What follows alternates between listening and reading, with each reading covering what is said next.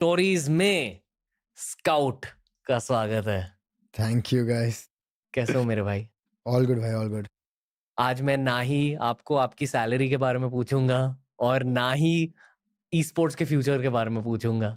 Thank God, बहुत दे दिया answer. आज कुछ नया करेंगे। हर कोई ये पूछता है ना। अब आदत हो गई, मतलब चिपका चिपका के सेम आंसर, मतलब मेरे को भी रट लिया है कि हर जगह पे जाऊंगा तो दो ही क्वेश्चन पूछने वाले हैं। स्पोर्ट्स का फ्यूचर क्या है और भाई तुम्हारी सैलरी कितनी है, एक साल में कितना कमा लेते हो। पता है पॉडकास्टिंग का चैलेंज क्या है आजकल कि नई क्वेश्चंस कहाँ से आए। हाँ, बहुत मतलब आई गेस चीज़ें बहुत रिपीटेटिव हो गई आज। पर ठीक है, कोई ना। 8 सालों के लिए सर्वाइव कर लिया यूट्यूब पर। आप कैसे सर्वाइव करते हो सोशल मीडिया पर? मेरे लिए तो सोशल मीडिया आई गेस नया ही रहा है। 4 साल हुआ है गेस टोटल सोशल मीडिया पे। उससे पहले तो एक नॉर्मल बंदा जो कॉलेज स्कूल जाता है वैसी लाइफ थी। तो ये 4 साल हम लोग के लिए बहुत ज़्यादा हेक्टिक रहा है, क्योंकि नई दुनिया पूरी है। अभी तक हमारे सामने कभी कैमरा था नहीं, अब पूरी ज़िंदगी कैमरे के सामने निकालनी है। सो यस, लाइफ में एक बहुत बड़ा मेजर चेंज आया है। खुद को किस नजरिए से देखते हो? एक एथलीट के नजरिए से या एक कंटेंट क्रिएटर के नजरिए से? टू बी ऑनेस्ट एथलीट, क्योंकि अंदर एक कीड़ा है कंपटीशन का, वो कभी नहीं जाएगा। भले ही मतलब हम छोटी से छोटी गेम, अगर हम आप और मैं बैठे आर्केड खेलेंगे ना, मेरे को उसमें वो चल रहा है यार जीतना है। हाँ। तो वो बचपन से आप कैसे बड़े हुए वो मैटर करता है। अभी बचपन से रेस दौड़ते तो यार फर्स्ट आना है, क्लास में क्विज हो रही तो फर्स्ट आना है, तो वो चीज़ रह लेकिन आदत लग गई है। तो मैं अपना कभी भी ऐसा कंटेंट वाला नहीं बोलूंगा, मैं अपना बोलता भाई एथलीट। ओके, फुटबॉल की वजह से? यस, हाँ, फुटबॉल मेजर रोल प्ले करता है आपकी लाइफ में। पोजीशन क्या थी फुटबॉल में? Right wing back. Right wing back. हाँ ओके, मतलब लीडरशिप भी है। हाँ, तो कंपेटिबिलिटी थी कि भाई अगर टीम में 2 स्ट्राइकर खिलाना है और राइट बैक को विंगर बनना है तो हम बन सकते हैं ऐसा। मुश्किल पोजीशन होती है। बहुत हार्ड है, बहुत अंडररेटेड पोजीशन है। हाँ। लोगों को आइडिया नहीं है क्यों, मतलब जो नॉन फुटबॉलर्स लोग बोलते हैं like midfield is very tough, but I feel एक बार राइट बैक लेफ्ट बैक खेल के देखो, आपको ऑक्सीजन मास्क चाहिए होगा। सबसे ज्यादा स्टैमिना उसमें ही लगती है। आई पर्सनली फील यस, अगर आप अटैकिंग फुल बैक हो तो, क्योंकि आप जाते भी आगे हो क्रॉसेस के लिए, इन केस कुछ काउंटर अटैक बनता है, you need to be back at the defence. वो अप एंड डाउन जो 100 मीटर का लेंथ रहता है। क्या आपको प्रोफेशनल फुटबॉलर बनना था? हाँ, मेरा सपना तो आज भी है कि एक बार वो वाइब लेना है। मैंने एज ऑडियंस लिया है, बट देखें कभी आगे जाके मौका मिलेगा किसी प्लेयर के साथ ऐसे ही ग्राउंड शेयर करने का तो कर लेंगे। आप अभी भी EA स्पोर्ट्स FC खेलते हो, यानी कि फीफा? 100%। यस यस, वो मेरे लाइफ का मतलब जो भी मैं गेम में कम्पीट करता हूँ मेरा पहला ये रहेगा game. But I think EA FC जो अभी फीफा था पहले, वो मेरे लाइफ का एक मतलब रेगुलर पार्ट रहा है। पहले कॉन्सोल नहीं था, मोबाइल में खेलते थे, अब कॉन्सोल है तो कॉन्सोल पे खेलते हैं। क्योंकि गेमिंग कम्युनिटी में मुझे ये पता है कि एक चैलेंज है कि आप लोगों को BGMI के वीडियोस पर व्यूज आ जाते हैं, पर उसके अलावा ज्यादा गेम्स नहीं है जिस पे व्यूज आते हैं, या लोग ज्यादातर BGMI के अलावा वीडियोस नहीं देखते। ये बदल रहा है कि? हाँ, ट्रांजिशन हो रहा है, बट हम एक्सपेक्ट नहीं कर सकते इंस्टेंटली ट्रांजिशन हो जाए। टाइम लगेगा उस चीज़ को। हम लोग ऑलरेडी मिडवे में उन कुछ क्रिएटर्स में से जिन्होंने रिस्क लिया था लॉकडाउन में। जब पहला लॉकडाउन हुआ था, आगे सबको पता है, जब PUBG मोबाइल जब था वो बैन हो गया था, तो हम पे कुछ था नहीं करने के लिए। हमारे पास 2 ऑप्शन था, या तो वेट करते हैं गेम आने का, या तो कुछ नया जॉनरा पे पैर रखते हैं। रिस्क था कि कम व्यूअरशिप, मतलब आप समझो जहाँ पे आप 1,00,000 2,00,000 3,00,000 की व्यूअरशिप देख रहे हो, suddenly you are down to 5,000 4,000 2,000। वो व्यूअरशिप को 10,000 लेके जाना is a very big task, क्योंकि आप बैक टू स्क्रैच जीरो आ चुके हो। आपने 2 साल मेहनत की, हो जा चुका है सब। तो हम लोग ने वो रिस्क लिया था। तो मेरे को आज भी याद है, मैं 800-600 वॉचिंग लॉकडाउन टाइम में चालू किया था, उसको मैं खींच के 10,000 व्यूअरशिप तक पहुंचाया था न्यू गेम्स पे। सो वहाँ से आई थिंक मेरे पास वो ऑडियंस आ गई कि आज के डेट में मैं कुछ भी खेलूँ, I can pull up around 4 to 5K viewership, and I think that's decent on. और मैं आगे सोच रहा हूँ कि कुछ सालों में वो चीज़ अभी 10-15-20 हज़ार जाएगी, जहाँ पे आप बैठ के फीफा खेलोगे तो आपको देखेंगे लोग। तब डर लगा था जब वो PUBG बैन हुई थी? यार खोने के लिए क्या था फिर? खोने के लिए कुछ था नहीं ना, तो डर कुछ चीज़ का था नहीं। अगर PUBG है, उस टाइम पे आप रिस्क ले रहे हो तो डर लगता है कि अरे यार व्यूअरशिप कम हो जाएगी, बट PUBG है ही नहीं तो खोने के लिए भी कुछ है नहीं। तो बैक टू स्क्रैच है, वेट करने से अच्छा भाई कुछ करते हैं ना रिस्क लेके, तभी तो मज़ा आएगा।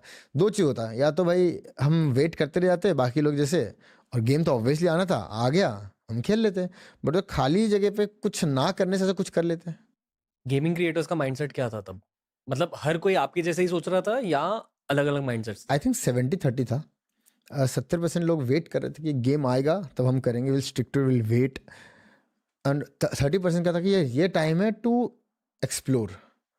आप एक जंगल में आपको एक जंगल में छोड़ दिया है, बहुत कुछ चीज़ें, VR है, PC गेम्स है, कॉन्सोल गेम्स है, माइनक्राफ्ट है, सर्वाइवल गेम्स है, आपके पास बतेरे ऑप्शंस है। और गेमिंग वर्ल्ड ऐसा है ना कि आप एक गेम से दूसरे गेम जाओगे ना, आपको नई दुनिया दिखती है। रोल प्लेइंग गेम्स, जो RPG बोलते हैं, स्टोरी गेम्स आर मतलब मज़ेदार है। तो अनचार्टर्ड की तरह। अनचार्टेड 4 आप ऑब्वियसली आपने खेला होगा, that's one of the biggest titles. Spiderman, ये सब गेम्स मतलब अलग वर्ल्ड है, आप घुस जाते हो उस गेम के अंदर। तो वो टाइम था जहाँ पे मैंने गेमिंग सीखा, एक PUBG मोबाइल से एक गेमर में मैं कन्वर्ट हुआ। बचपन में गेमिंग करते थे? ऑब्वियसली मैं मारियो कॉन्ट्रा के टाइम से हूँ मैं। आई थिंक मैं ओल्ड स्कूल वाले बंदों में से, जो वो सिक्के डाल के टेकन खेलते थे, स्ट्रीट फाइटर खेलते थे, हम वो टाइम से। और वर्चुअल रियलिटी अब आई है, उस टाइम के लिए हमारे लिए वर्चुअल रियलिटी तो वो था, डक वाली आती थी, वो थी वर्चुअल। ओ भाई बंदूक से मार रहा है, अंदर मर रहा है, तो वो थी एक। बताओ, पर ये सोचा था तब competitive e-sports गेमिंग? क्योंकि एक्चुअली ना तब छोटा सा कल्चर था, 10 स्पोर्ट्स पे हाँ, गेमिंग। टेकन आती थी, हाँ। टेकन आती थी। और वो मैं एक्चुअली अभी याद है, मैं घर वालों को दिखाता था, ये देखो गेम का टूर्नामेंट हो रहा है। और अभी मुझे पता है कि मैं स्कूल से आता था, मम्मी को भी दिखाता, मैंने होमवर्क कर लिया, मेरे को इतना मार्क्स है, मेरे को 1 घंटा कैफे में छोड़ दो। क्योंकि उस टाइम पे हम लोग PC अफोर्ड नहीं कर पाते थे, तो कैफे में 15-20 रुपये में घंटे भर के लिए बैठने मिलता था। तो वैसे मैं बचपन से काउंटर स्ट्राइक बहुत खेलता था। वो एक गेम थे जहाँ कम्पीट करता था मैं, भले ही 10 दोस्तों के बीच में कंपटीशन था पहले से, कि भाई अच्छा खेलेंगे तो साथ में खेलने का चांस मिलेगा, खराब खेलेंगे तो बैठ के देखना पड़ेगा पीछे से। तो वो था, तो स्टार्टिंग से काउंटर स्ट्राइक बहुत खेला है। काउंटर स्ट्राइक में आपकी स्टाइल क्या थी? मैं एंट्री फ्रैगर था, तो मैं घुस घुस के मारने वाला बंदा था। तो एग्रेशन बोलते हैं, तो स्पोर्ट्स से वो यही कंटिन्यू हो गया गेमिंग में। मतलब अंदर जाके घुस के हाँ, घुस मारते के थे? मारो, हाँ। अभी भी स्टाइल वैसी है यस। कि थोड़ी सी कैलकुलेटेड गेम खेलते हो? नहीं, ये चीज़ बहुत मेजर प्ले स्टाइल में चेंजेस आते हैं सारे वेटरन्स में, या फिर जो बहुत टाइम से गेम खेल रहे हैं, कि विथ टाइम आपको समझ आता है कि it's not all about aggression, it's about calculated, और आप रिजल्ट्स क्या निकाल रहे हो। तो अब मेरे को समझ में आया कि कहाँ एग्रेस करना है, कहाँ 2 स्टेप पीछे जाना है। पहले लगता था कि 2 स्टेप पीछे हो तो अरे यार हम मतलब डर रहे हैं, बट बाद में रियलाइज हो कि यार 2 स्टेप पीछे इसलिए जा रहे हैं कि हमें पता है कि वो आगे जाना डम मूव है, हर जगह एग्रेशन काम नहीं आता है। तो ये चीज़ आई थिंक हर एक्सपीरियंस्ड गेमर जो भी फील्ड में वो गेमिंग कर रहा है वो सीखता है। इवन फॉर स्पोर्ट्स, अगर आप फुटबॉल का एग्जांपल लोगे, all the young talents they go for dribbles. With time they stop dribbling and they start feeding, scoring goals. They focus more on results. I think the biggest examples are Ronaldo and Messi. दोनों अपने career के start में insane dribblers, with time technical finisher. आप Ronaldo का अगर Juventus का time आप देखोगे, that's I think one of the most underrated phase of Ronaldo. The people who know ball game, उनको पता है वो that was most clinical finisher ever. और यूवेंटस लेजेंड बन चुके हैं, पर लोग Yes. उस फेज के बारे में बिल्कुल बात नहीं करते। लोग बात करते हैं curly hair on Real Madrid directly to Manchester. बीच में जो फेज आया ना, वो सबसे अंडर, मेरा पर्सनल फेवरेट रोनाल्डो वो है। That's the most clinical finisher ever. Ronaldo से आपकी ई स्पोर्ट्स की परफॉर्मेंस ज्यादा अच्छी हो गई है? क्योंकि अब मैं बताता हूँ कि मैं ये सवाल क्यों पूछ रहा हूँ।